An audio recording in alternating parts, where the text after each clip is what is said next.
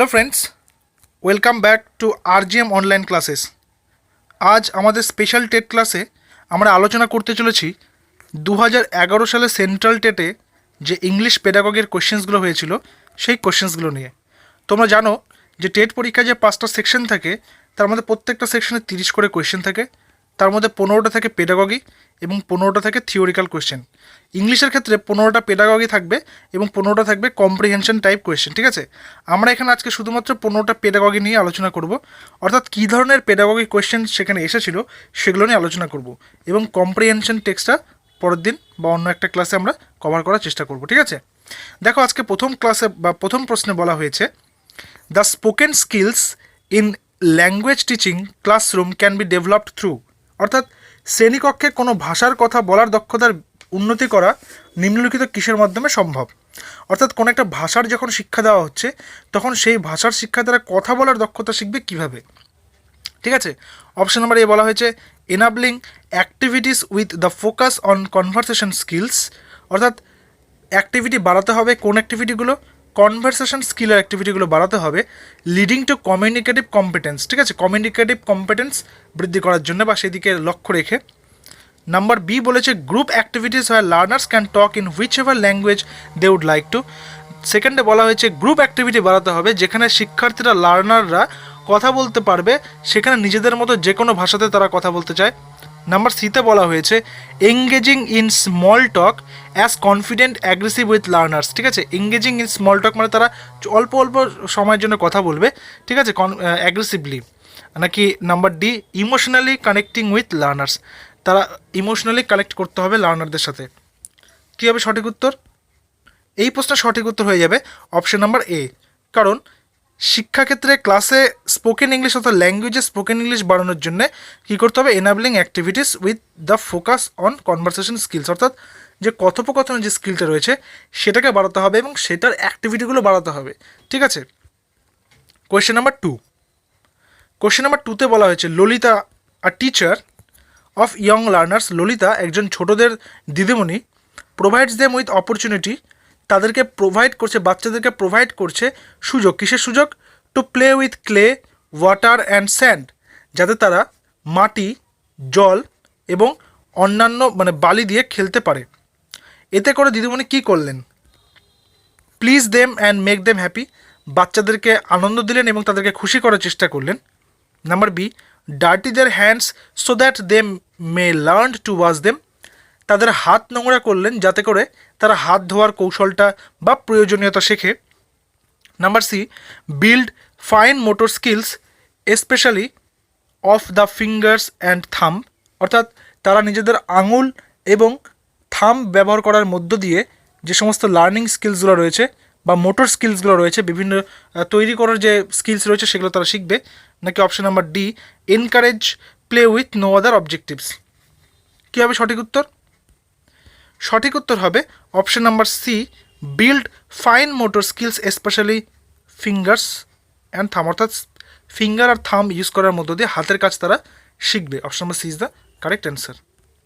তারপর নাম্বার 3তে বলা হয়েছে how will it teach our best teach writing skill to a class. How will it a teacher, এখানে একটা টিচার হয়ে যাবে, এটা টিচ আওয়ার নয় টিচার হবে। Teacher best teach writing skill to a class, অর্থাৎ একজন শিক্ষক বা শিক্ষিকা তার শ্রেণীর শিক্ষার্থীদের লেখার দক্ষতা সবচেয়ে ভালোভাবে শেখাতে পারেন কিভাবে? থ্রু ডিকটেশন, ডিকটেশনের মধ্যে দিয়ে, অর্থাৎ টিচার বলবে স্টুডেন্টসরা শুনে শুনে লিখবে। By asking students to learn articles and rewrite them, তাদেরকে আর্টিকেল পড়ে আসতে বলবেন এবং তারপরে সেগুলোকে লিখতে বলবেন। আর্টিকেল বলতে এখানে বিভিন্ন যে প্রবন্ধ বা অনুচ্ছেদগুলো রয়েছে সেগুলো। By brainstorming ideas and asking students to write in their own words, brainstorming আইডিয়ার মধ্যে দিয়ে তাদেরকে নিজেদের শব্দে নিজেদেরকে লিখতে বলবেন। নাকি by asking students to write neatly, স্টুডেন্টসদেরকে পরিষ্কারভাবে লিখতে বলবেন। কী হবে সঠিক উত্তর? বেস্ট রাইটিং স্কিল হচ্ছে যখন বাচ্চারা নিজেদের ওয়ার্ড ব্যবহার করা শিখবে, অর্থাৎ অপশন নাম্বার সি, তাদেরকে টিচার বলবেন যে নিজেদের ওয়ার্ড অর্থাৎ নতুন নতুন ওয়ার্ড তোমরা ব্যবহার করতে শেখো তোমাদের ভোকাবুলারি ইউজ করে। ঠিক আছে, তারপর কোয়েশ্চেন নাম্বার 4 বলা হচ্ছে Mary a young teacher believes in personalised learning because she thinks that, Mary যে হচ্ছে একজন শিক্ষিকা যিনি ব্যক্তিগত উদ্যোগে শিক্ষার বিষয়টি বিশ্বাস করেন, কারণ তিনি কি মনে করেন, তিনি মনে করেন যে, ঠিক আছে, all learners must learn on their own, অর্থাৎ সব শিক্ষার্থীরা নিজেরাই শিখবে, নিজেদের শিখতে হবে, শেখা উচিত। চিলড্রেন মাস্ট এনজয় দেয়ার লার্নিং, শিক্ষার্থীরা বা বাচ্চারা তাদের শিক্ষাটাকে এনজয় করবে। Every person must be expose to learning, অর্থাৎ প্রত্যেকটা পার্সন কী করবে, শিখবে। নাকি option number D, every learner is unique and needs to be given a chance to develop to the best of their ability. তো কী হবে সঠিক উত্তর? সঠিক উত্তর হয়ে যাবে অপশন নাম্বার ডি, প্রত্যেকটা লার্নার কিন্তু ইউনিক এবং তাদেরকে কিন্তু অপরচুনিটি দিতে হবে যাতে তারা সুযোগ পায় তাদের এবিলিটিকে ডেভেলপ করার জন্যে। তারপর কোয়েশ্চেন নাম্বার 5 কী বলা হয়েছে? কোয়েশ্চেন নাম্বার 5 বলা হয়েছে, in a diverse classroom learners find it difficult to speak and right, অর্থাৎ একটা ডাইভার্স ক্লাসরুমে লার্নারদের একটা সমস্যা হচ্ছে, ডাইভার্স বলতে এখানে বিভিন্ন মাত্রায় ক্ষমতা বিশিষ্ট শ্রেণীকক্ষ, ঠিক আছে, যেখানে কি হচ্ছে, difficult to speak and right good English and often lapse into there mother tongue because, অর্থাৎ ইংরেজিতে ভালোভাবে কথা বলতে এবং শিখতে অসুবিধা বোধ হচ্ছে এবং প্রায় তাদের মাতৃভাষার সাহায্য নিতে হচ্ছে তাদেরকে, ঠিক আছে। তাহলে কী হবে সঠিক উত্তর এখানে? অপশানসগুলো একটু দেখি, কারণটা কি এটার? They do not have the ability to learn English, they are slow learners, they are not motivated to learn, they lack enough competence and the structures of the two language are different, অর্থাৎ এখানে প্রশ্নটা ছিল হচ্ছে যেটা ভিন্ন মাত্রার ক্ষমতা বিশিষ্ট শ্রেণীকক্ষ রয়েছে ডাইভার্স ক্লাসরুম, সেখানে শিক্ষার্থীরা ইংরেজিতে ভালোভাবে কথা বলতে এবং লিখতে অসুবিধা বোধ করে, তাই তো, এবং প্রায় তাদের মাতৃভাষার সাহায্য নিতে হয় তাদেরকে। তার কারণ কি? তার কারণ এখানে বলা হয়েছে অপশন নাম্বার 1-এ, they do not have the ability to learn English, তাদের মধ্যে সেই যোগ্যতাই নেই যে তারা ইংরেজি শিখবে। দে আর স্লো লার্নার্স, অর্থাৎ তারা খুবই স্লো, তারা হচ্ছে শিক্ষার ক্ষেত্রে তারা খুবই ধীর গতি সম্পন্ন।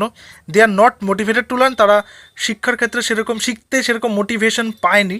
নাকি they lack enough competence and the structures of two language as different, অর্থাৎ তারা সেই রকমভাবে এখনও পর্যন্ত সেরকমভাবে পারদর্শী হয়ে ওঠেনি এবং তারা যে দুটো আলাদা আলাদা ভাষা সেটা শেখার মতো তাদের সেই ক্ষমতাটা এখনও তৈরি হয়ে ওঠেনি, ঠিক আছে। তাহলে কী হবে সঠিক উত্তর? এক্ষেত্রে সঠিক উত্তর হবে option number D, they lack enough competence and the structures of the two language are different. এরপর চলে আসি কোশ্চেন নাম্বার 6, বলা হয়েছে, a child studying in class 3 একটা বাচ্চা কি বলছে, I dranked the water, it indicates that the child, I dranked বলেছে, ঠিক আছে, এখানে একটু ফোকাস করতে হবে। তো অ্যাকচুয়ালি ড্রিঙ্কের সেকেন্ড ফর্ম কী হবে? ড্র্যাঙ্ক হবে, DRANK, তাই তো, ড্রিঙ্ক, ড্র্যাঙ্ক, ড্রাঙ্ক, তো ড্রিঙ্কের সেকেন্ড ফর্ম হচ্ছে ড্র্যাঙ্ক। তো বাচ্চাটা কী করেছে, ড্র্যাঙ্কের সঙ্গে আবার ইডি যুক্ত করেছে, ঠিক আছে। এক্ষেত্রে এটা কী দেখাচ্ছে, বাচ্চাটার কী অবস্থা রয়েছে? The child has over generalised the rule for making past tense verb showing that learning is taking place. The child is careless and needs to be told that she should be conscious of such errors. The child has not learned grammar rules properly. The child should memorize the correct sentences. তো কী হবে সঠিক উত্তর এই প্রশ্নের? এই প্রশ্নের সঠিক উত্তর হয়ে যাবে অপশন নাম্বার এ, কারণ the child has over generalised the rule of making past tense verbs showing that learning is taking place, অর্থাৎ ও যে নিয়মটা রয়েছে সেই নিয়মটাকে একটু অতিরিক্তভাবে ব্যবহার করেছে, ঠিক আছে, যার ফলে তার এই সমস্যাটা হয়েছে এবং সে মনোযোগ দেয়নি সেভাবে ক্লাসে। তো a is the correct answer. Number 7 বলা হয়েছে, Leena uses big reading books in her language classes too, অর্থাৎ লিনা তার ভাষা শিক্ষার যে ক্লাস রয়েছে সেখানে বড় আকারের বই ব্যবহার করে কেন? To use this illustrated colourful books for reading together. Option number B, to use them for big students of different ages. Option number C, allow students to read at home. Like option number D, and she books carry a lot of information. নাকি এই ধরনের বইগুলো অনেক বেশি information carry করে। কী হবে সঠিক উত্তর? সঠিক উত্তর হবে option number A, she used this illustrated colorful books for reading together. একসাথে পড়ার জন্য সে এই বইগুলোকে ব্যবহার করে। এবার কোয়েশ্চেন নাম্বার 8, কোয়েশ্চেন নাম্বার 8-এ বলা হয়েছে, grammar should be taught by, grammar পড়ানো উচিত কিভাবে? অ্যাকচুয়ালি দেখো এই যে প্রশ্নগুলো আলোচনা করছি এই প্রত্যেকটা প্রশ্নই কিন্তু অ্যান্সারগুলো অফিসিয়াল অ্যান্সার কি ফলো করা হয়েছে, ঠিক আছে? অফিসিয়াল অ্যান্সার কি ফলো করে কিন্তু অ্যান্সারগুলোকে করানো হচ্ছে। তো বলছে grammar should be taught by, grammar কীভাবে শেখানো উচিত? গিভিং ক্লিয়ার এক্সপ্লেনেশন, পরিষ্কার পরিচ্ছন্ন এক্সপ্লেনেশন দেওয়ার মধ্য দিয়ে। এনাবলিং প্র্যাকটিস ইন কনটেক্সট, অর্থাৎ যে কনটেক্সটটা পড়ানো হচ্ছে তার উপরে প্র্যাকটিস করাতে হবে, বাড়াতে হবে সেটা। Asking students to learn rules, স্টুডেন্টসদের বলতে হবে যাতে তারা নিয়ম পড়ে আসে। Making learners do written assignments, বাচ্চাদেরকে কী করতে হবে? অ্যাসাইনমেন্ট লিখতে তৈরি করতে হবে। কী হবে সঠিক উত্তর? সঠিক উত্তর হয়ে যাবে option number B, enabling practice in contexts, অর্থাৎ যে টপিকটা পড়ানো হচ্ছে তার প্র্যাকটিস সেট বা তার প্র্যাকটিস কিন্তু বাড়াতে হবে। তারপর নাম্বার 9, নাম্বার 9-এ বলা হয়েছে children who are differently abled, children who are differently abled join a new school, teachers give different reaction, which one reflects concept of inclusive education. অর্থাৎ যারা ভিন্ন রকমভাবে সক্ষম শিশু হয় তারা নতুন বিদ্যালয়ে যোগ দিয়ে থাকে। এই ব্যাপারে শিক্ষক বা শিক্ষিকাগণ নানা ধরনের তাদের যে প্রতিক্রিয়া হয় সেটা তারা ব্যক্ত করবেন। তার মধ্যে নিচে যে 4টা অপশন দেওয়া হয়েছে এই 4টা অপশনের মধ্যে নিচের কোনটা তাদের ইনক্লুসিভ এডুকেশনের ধারণাটিকে ব্যক্ত করে থাকে? অপশনগুলো দেখব। টিচাররা বলতে পারে good, it will provide a good opportunity for the children to learn to help each other and be supportive. বাহ, বলছে বাহ ভালো তো, এটা খুব ভালো করবে, একটা ভালো অপরচুনিটি ক্রিয়েট করবে বাচ্চাদের জন্যে এবং তাদেরকে হেল্প করতে সাহায্য করবে একে অপরকে এবং তারা সাপোর্টিভ হবে। অপশন নাম্বার বি বলছে such children should go to special schools had a will learn better. তো এই ধরনের বাচ্চাদেরকে অন্য স্কুলে যাওয়া উচিত, স্পেশাল স্কুলে যাওয়া উচিত, তারা ভালো শিখবে সেখানে। অপশন নাম্বার সি বলছে oh how can I teach children who can not even read. এখানে একটা ডিসগাস্ট বলছে, ও আপনার আশ্চর্য হয়ে যাচ্ছে, আমি কি করে শেখাবো এই ধরনের বাচ্চাদেরকে যে পড়তেই পারে না। নাকি option number D, I am worried that my class may not accept this children, আমি খুব চিন্তিত যে এই ধরনের বাচ্চাকে মনে হয় ক্লাসের ছেলেমেয়েরা অ্যাকসেপ্ট করবে না। And some of the mischievous children may even harm the poor kinds, অর্থাৎ এবং কিছু যারা বদমাস বাচ্চা কাচ্চা রয়েছে তারা নিশ্চয়ই তারা সম্ভবত এদেরকে ক্ষতি করারও চেষ্টা করবে। তো কি হবে সঠিক উত্তর? যাতে টিচারদের ইনক্লুসিভ এডুকেশনের যে ধারণাটা সেটা প্রকাশিত হয়, সেটা হবে অপশন নাম্বার এ, তারা সবসময় পজিটিভ কথা বলবে। অর্থাৎ বাহ খুব ভালো, এটা বাচ্চাটাকে অনেক বেশি প্রোভাইড করবে অপরচুনিটি এবং বাকিদেরকে সাপোর্টিভ হতে শেখাবে। Option number A is the correct answer. Question number 10-এ বলা হয়েছে the right of children to free and compulsory education act 2019 stipulates that learning should be, অর্থাৎ যে বাধ্যতামূলক যে শিক্ষা রয়েছে বাচ্চাদের জন্যে 2009-এর আইন অনুযায়ী এটা নির্দিষ্ট করে বলে যে শিক্ষা হওয়া উচিত কীরকম? Through activities in a child friendly manner, অর্থাৎ বাচ্চাদের সঙ্গে মানে শিশু কেন্দ্রিক, যেটা আমরা এতদিন ধরে শিখে আসছি শিশু বান্ধব যে পড়াশোনাটা হবে সেটা।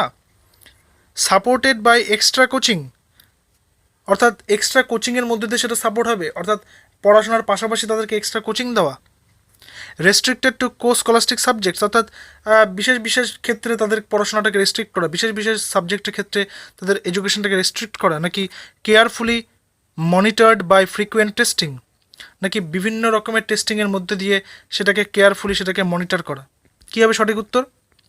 এই প্রশ্ন সঠিক উত্তর হয়ে যাবে option number A, through activities in a child friendly manner. অর্থাৎ আধুনিক শিক্ষা ব্যবস্থা কিন্তু শিশু কেন্দ্রিক, সেই কারণে সবসময় মনে রাখতে হবে শিশু শিক্ষাটা কিন্তু চাইল্ড ফ্রেন্ডলি ম্যানারেই হবে। নেক্সট কোয়েশ্চেন নাম্বার 11 বলছে a teacher can cater to the learning styles of all the children by, অর্থাৎ শিক্ষক শিক্ষিকার যে ধারার রীতি রয়েছে ধারার রীতিতে যে অবদান রাখতে পারে বা সাহায্য করতে পারে নিম্নলিখিত যে অপশানসগুলো রয়েছে তার মধ্যে কোনটার সাহায্যে? Advising the children to join drawing dance music classes, বাচ্চাদেরকে অ্যাডভাইস করা যাতে তারা মিউজিক ক্লাস, ডান্স ক্লাস এবং ড্রয়িং ক্লাসে জয়েন করে। Employing a variety of teaching methods and modes of assessment which cater to diversity among learners, অর্থাৎ নতুন নতুন পদ্ধতি তাদেরকে অ্যাসেস করতে হবে যাতে তারা ডাইভার্সলি তারা বাচ্চারা শিখতে পারে।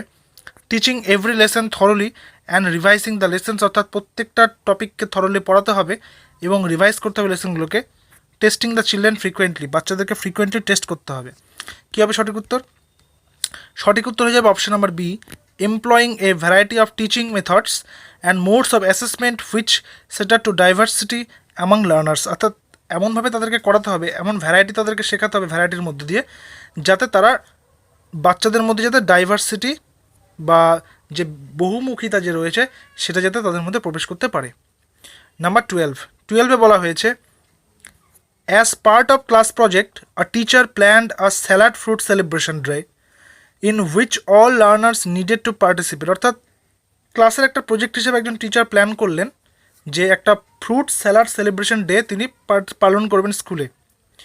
Boys protested as they felt that boys do not cook. ছেলেরা তখন কী করলো? প্রোটেস্ট করলো, কারণ ছেলেরা রান্না করতে পারে না। The teacher should. এবার টিচারের কী করা উচিত? এই মুহূর্তে টিচারের কী করা উচিত? অপশানসগুলো দেখো। Make an attempt to counsel the boys, impressing upon them that gender stereotyping is not healthy. বাচ্চাদেরকে কাউন্সেলিং করতে হবে, বোঝাতে হবে ছেলেদেরকে, যাতে তারা এই যে মানে লিঙ্গ ভেদাভেদ যেটা রয়েছে সেই লিঙ্গ ভেদাভেদ কখনোই ভালো কথা নয়, সেটা কখনোই মঙ্গলজনক নয়, সেটা বোঝাতে হবে। অপশন নাম্বার বি হচ্ছে, respect the sentiments of the boys and allow them not to participate in the class project. অর্থাৎ যে ছেলেরা রয়েছে সেই ছেলেদের যে সেন্টিমেন্ট রয়েছে সেই সেন্টিমেন্টটাকে সম্মান করতে হবে এবং তাদেরকে অ্যালাউ করতে হবে যাতে তারা ক্লাস প্রজেক্টে পার্টিসিপেট না করে। ইগনোর সাচ প্রোটেস্ট, এই ধরনের প্রোটেস্টকে ইগনোর করবেন teacher. And tell the boys what they thinks, এখানে বলবেন what she thinks of their bias. অর্থাৎ টিচার বলবেন, এখানে শি বলতে টিচারকে ডিনোট করেছে, যে টিচার বলবেন যে বয়েজরা যে এই কথাগুলো বলছে, ঠিক আছে, এই যে বায়াস অর্থাৎ মানে পক্ষপাতিত্বের কথা যে বলছে, সেই পক্ষপাতিত্বের কথাটা তিনি ইগনোর করবেন। অর্থাৎ তিনি বলবেন যে পক্ষপাতিত্ব এগুলো ভালো নয়। নাকি option number D, complain to the head of the school seeking action against the boys, নাকি ছেলেদের বিরুদ্ধে হেডমাস্টারের কাছে গিয়ে তিনি অ্যাকশন নিতে বলবেন। কী হবে সঠিক উত্তর? এই প্রশ্ন সঠিক উত্তর হয়ে যাবে অপশন নাম্বার এ। অর্থাৎ এখানে তিনি বোঝাবেন যে gender stereotyping is not healthy, অর্থাৎ লিঙ্গ ভেদাভেদ যেটা রয়েছে সেটা কিন্তু কখনোই ভালো কথা নয়। এবার চলে আসে প্রশ্ন নম্বর 13-তে বলেছে, the Lizaad at the fly at the Lizaad. অর্থাৎ লিজার্ড ফ্লাইকে খেয়ে নিল, ফ্লাই আবার এটকে ঘুরে খেয়ে নিল। এ teacher can use this example to explain that. অর্থাৎ একজন শিক্ষক এই বাক্যটাকে কিভাবে এক্সপ্লেন করবেন? তিনি বলবেন they are examples of reported speech. এগুলো রিপোর্টেড স্পিচের এক্সাম্পল। রিপোর্টেড স্পিচ হচ্ছে ন্যারেশনের সঙ্গে কিন্তু সম্পর্কিত, ঠিক আছে। দে আর কালেকশন অফ ওয়ার্ডস, অর্থাৎ এগুলো কিছু শব্দের কিছু collection. There is no difference in the two sentences because both have the same words. দুটো বাক্যের মধ্যে কোনো পরিবর্তন নেই, কারণ দুটো বাক্যেই একই রকমের শব্দ প্রয়োগ হয়েছে। নাকি option number D, when subject and object change positions the meaning of the sentence changes. বাক্যের যখন সাবজেক্ট এবং অবজেক্ট চেঞ্জ হয়ে যাচ্ছে তখন কিন্তু বাক্যের অর্থ পরিবর্তন হয়ে যাচ্ছে। শিক্ষক কীভাবে এটাকে শেখাবেন? সঠিক উত্তর কী হবে? সঠিক উত্তর হবে option number D, when subject and object change positions the meaning of the sentence changes. অর্থাৎ সাবজেক্ট আর অবজেক্ট যখন চেঞ্জ হচ্ছে তখন কিন্তু মিনিংটাও চেঞ্জ হয়ে যাচ্ছে, ঠিক আছে। এবার চলে আসে কোয়েশ্চেন নাম্বার 14। কী বলা আছে দেখো, বলছে Ritu often makes error in subject verb concord, the teacher can help her by. অর্থাৎ সাবজেক্ট ভার্বের যে অ্যাগ্রিমেন্ট থাকে সেটাতে ঋতু বারবার ভুল করছে, টিচার কী করে হেল্প করবে, ঠিক আছে। Asking Ritu to learn the rules and scolding her, তাকে টিচার বলবেন যে নিয়মগুলো ভালো করে পড়তে এবং তাকে বকাঝকা করবেন। Asking Ritu to write the rules 10 times in her notebook, ঋতুকে বলবেন যে রুলসগুলোকে 10 বার খাতায় লিখে রাখতে। Picking up many examples for the entire class and paying special attention to Ritu. অর্থাৎ পিকিং আপ মেনি এক্সাম্পল, বিভিন্ন রকমের এক্সাম্পল তিনি তুলে আনবেন গোটা ক্লাসের জন্যে। And paying special attention to Ritu, এবং ঋতুকে তিনি স্পেশাল অ্যাটেনশন দেবেন। নাকি explaining to her the rules of grammar সমস্ত রুলস তিনি বলবেন। তো কী হবে সঠিক উত্তর? সঠিক উত্তর হবে option number C, picking up many examples for the entire class and paying special attention to Ritu. অর্থাৎ তিনি গোটা ক্লাসকে বিভিন্ন রকমের উদাহরণ দিতে বলবেন বা তুলবেন সেখানে উদাহরণ, এবং তারপর সেখানে তিনি স্পেশাল অ্যাটেনশন দেবেন ঋতুকে, তাকে ব্যাপারটা শেখাবেন। তারপর নাম্বার 15, অর্থাৎ আজকের সেটের শেষ প্রশ্ন। Riya is unable to pronounce the words smile, school clearly. As a teacher what will you do? Riya school, smile এই ধরনের শব্দগুলোকে ঠিকঠাক উচ্চারণ করতে পারছে না। তুমি তার টিচার হয়ে কি করবে? অ্যাজ এ টিচার তুমি কি করবে? Humiliate her by isolating her and asking her to repeat the words, অর্থাৎ তুমি তাকে কি বলবে? তুমি তাকে হিউমিলিয়েট করবে সবার সামনে, তাকে আলাদা করে দেবে এবং তাকে বলবে বারবার সেই শব্দটাকে রিপিট করতে। Asking the entire class two repeat the words and appreciating her when she repeats them correctly, অর্থাৎ তাকে তুমি বলবে যে গোটা ক্লাসের সামনে সেই ওয়ার্ডটাকে রিপিট করতে এবং তাকে অ্যাপ্রিসিয়েট করবে যে when she repeats them correctly, অর্থাৎ যখন সে সেটাকে পরিষ্কারভাবে রিপিট করতে পারবে। Make her repeat the words many Times, তাকে বারবার বলবে তুমি সেই ওয়ার্ডটাকে রিপিট করার জন্যে। Make her understand the meaning and sound pattern, নাকি তাকে সেই শব্দটার অর্থ এবং সাউন্ড প্যাটার্ন যে রয়েছে, ফোনেটিক্স যে রয়েছে, সেটাকে তুমি তার সামনে বোঝাবে। And get the class as a whole to listen these words to an or individual medium, অর্থাৎ তুমি তাকে কি করবে, অডিও ভিজুয়াল মিডিয়াম হবে এটা। তুমি তাকে কি করবে? তুমি তাকে ক্লাসের সামনে সবাই সামনে বলবে, সেই সাউন্ডটা বোঝাবে তাকে, এবং তারপর গোটা ক্লাসকে সেই ক্লাসটা মানে সেই ব্যাপারটা শোনাবে, সেই ওয়ার্ডটা শোনাবে, যাতে সেই প্রবলেমটা যদি আর কারোর থেকে থাকে তাহলে সেই সমস্যাটা যেন সেখানে সমাধান হয়ে যায়। তো এখানে একটু প্রিন্টিং মিস্টেক হয়েছে। তো এটা সঠিক উত্তর কী হবে? এই প্রশ্নের সঠিক উত্তর হবে অপশন নাম্বার ডি, অর্থাৎ মেক হার আন্ডারস্ট্যান্ড, তাকে এটা বোঝানো শব্দটার মানে, শব্দটার আওয়াজ কেমন রয়েছে, ধ্বনিগত পরিবর্তন কী কী হতে পারে, এবং তার পাশাপাশি গোটা ক্লাসকে সেগুলো ভালো করে শোনানো। ঠিক আছে? তো এই ছিল আমাদের আজকের ক্লাসের মোট 15টা প্রশ্ন, যেটা সেন্ট্রাল টেট 2011-তে এসেছিলো। তো তোমাদের ক্লাসটা কেমন লাগলো অবশ্যই জানিও, এবং আমরা আবার দেখা করব নেক্সট ক্লাসে। আমাদের রেগুলার 3টা করে ক্লাস চলছে। সকাল 9টা থেকে তোমরা পেয়ে যাচ্ছ হিস্ট্রি, জিওগ্রাফি এবং এনভায়রনমেন্টাল সায়েন্সের ক্লাস। বেলা 12টা থেকে তোমরা এখন প্রতিদিন ডেসক্রিপটিভ চাইল্ড সাইকোলজি, পেডাগজি এবং অন্যান্য যে পেডাগজি ক্লাসগুলো রয়েছে ডেসক্রিপটিভ ক্লাস, এবং রাত্রি 8টা থেকে সেরকমই English pedagogy class. Okay, so দেখা হচ্ছে পরবর্তী ভিডিওতে। Till then stay connected with RGM English literature and language. Thank you.